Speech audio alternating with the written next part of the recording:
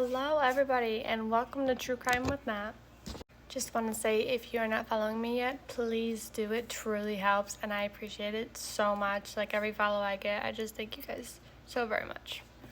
So today we have a pretty crazy case and he almost got away with it. This guy that murdered these two girls almost got away with this. Like he got away with the first one in the beginning and then did not. So let's get into it. So Harold Henthorn is our subject today. He was born November 14th, 1955 in Arlington, Virginia, as far as I can find. Most sources say that, but some say otherwise. So we're just going to stick with that, but don't take my word for it. He grew up in a Washington, D.C. suburb. It was like a nicer suburb, but it was a suburb in Washington, D.C. So what do you do? His dad was apparently very violent and abusive, and his mother just drank too much. She drank all the time. So, not a very great upbringing. Harold, in fact, made it his life goal to not be like either of them. There wasn't a lot I could find on his background and his life growing up, so we're kind of going to jump forward a little bit. He was known for having good charm. So his first wife, her name was Lynn, Lynn Henthorn, and he was very controlling. He was a very devout Christian man, and Lynn was as well, so she liked this about him. But being a Christian means, the man is the ruler of the house. They have the last say, all that, which a lot of people know. And I am no Bible reader. Harold actually wanted to wait a whole decade before they had kids together.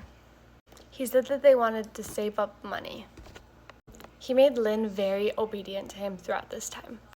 Then on May 6th, 1995, he stopped on the side of the road because he said that his tire was feeling spongy and he wanted to change it. He would just feel safer if he changed it.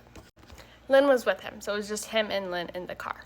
Obviously, a lot of people know that a car has usually a jack, a spare tire, and then the tools, minimal tools to change said tire. But they got the jack out of the car that, comes with the car, but apparently wasn't working. So he grabbed what he had, was apparently a boat jack, which is obviously not ideal for a car. So once he got the car jacked up and he got the tire off the car, he gave the lug nuts to Lynn to hold, and then he went and put the tire in the back of their Jeep. And as soon as he threw it in, he says that the car fell off the jack and squished Lynn. So Lynn apparently, as he says, dropped a lug nut and it went under the car. So she was reaching under there to get it when he threw the tire in there, and the car fell off the jack and crushed Lynn. Fortunately, she was actually right under the rotor, so that big hunk of circle metal was crushing Lynn. So another car now was coming down the road, and Harold flagged them down to stop and help him with Lynn. So they pulled over, and it was another little family. So they got out, the mother and father for sure, and started helping get Lynn out. And apparently Lynn, they were able to rescue her pretty quickly from underneath the car, and they started performing CPR on her right away. And Harold started yelling at them to stop performing CPR on her. So as soon as Harold could hear the sirens in the background, further in the distance, he actually switched and started freaking out. So Lynn was then airlifted to a bigger hospital where she went into surgery right away, and she actually sadly passed away in surgery due to her injuries. Her case actually ended up being closed pretty much right away and classified as an accident. This was all despite the witness statements, and the wife, mom of the vehicle that stopped and helped pull Lynn from underneath the vehicle, she actually said that Harold was being super creepy and just not like you should be when your wife is currently trapped under your vehicle. The whole family thought this whole thing was bizarre, but that's all that they had because the case was now closed. So Harold started moving on, and it didn't take him long to get back into the dating scene. A few months after Lynn's accident, he started dating one of their close friends, and then Harold started still being kind of controlling, but he started to go on like real dating apps, and he met this girl named Toni. Toni was an ophthalmologist and also a devoted Christian.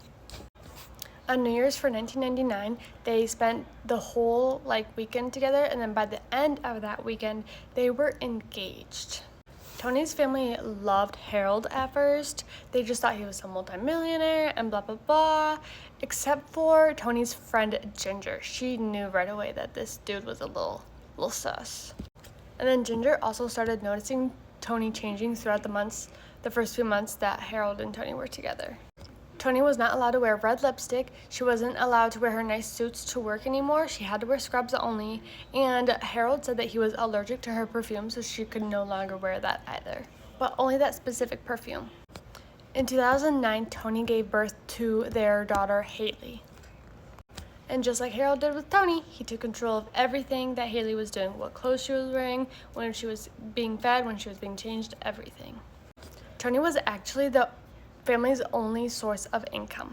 So Toni went out and actually made her own bank account, because they had a joint bank account together kind of thing.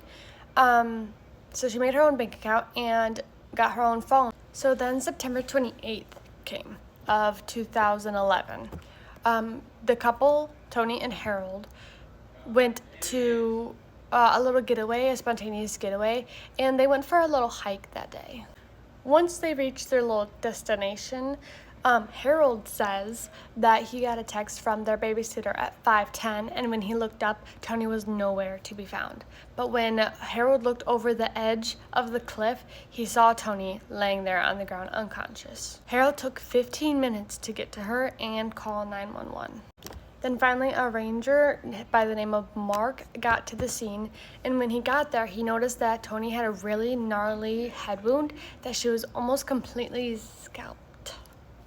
And then by 10 p.m., 5 hours later, the EMT rangers got there to rescue Toni, and they brought her down, and then Mark walked down with Harold. Unfortunately, by this time, Toni had passed away.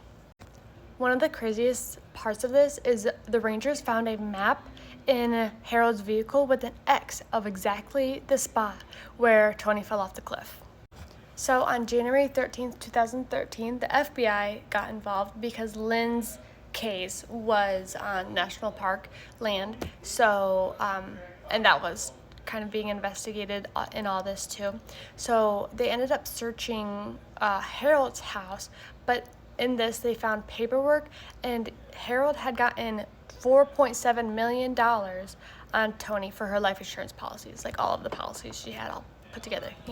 So finally, on November 6, 2014, after some time of investigating him and finding all sorts of different things against him, they arrested Harold and charged him with first-degree murder, but denied him bail since he had a lot of signs of being a flight risk.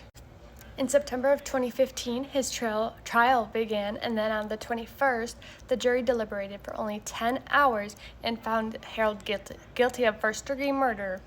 The crowd cheered the whole time. And then Harold was thankfully sentenced to life in prison without the possibility of parole. Haley is adopted by her aunt and uncle from her mother's side, and to this day does not want anything to do with her dad. And now, since then, Lynn's case has been reopened, and they are now investigating Harold for the murder of Lynn. Thank y'all. See you next time.